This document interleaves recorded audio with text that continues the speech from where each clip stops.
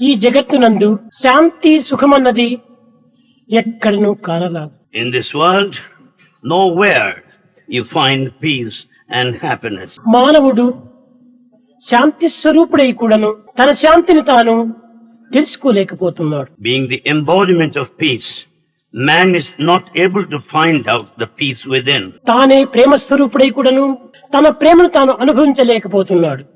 Being the embodiment of love, he is not able to experience the latent love. ఇత్యాది పవిత్రమైన గుణములు మానవుని యందు ఉండి కూడాను తన సత్యాన్ని తాను గుర్తించుకోలేక అసత్యములో మునిగి అనంతమైన బాధలను అనుభవిస్తున్నాడు. Though there are sacred qualities in mankind, he doesn't understand the truth and is carried away by all falsehood. కనుక మానవుడు దైవత్వాన్ని వెతకవలనన్నా లేక శాంతి సుఖములను అనుభవించవలనన్నా ఎక్కడో మనం పోయి వెతకనక్కర్లేదు. In order to experience the divinity, ought to find out peace and happiness, you don't need to search for it elsewhere.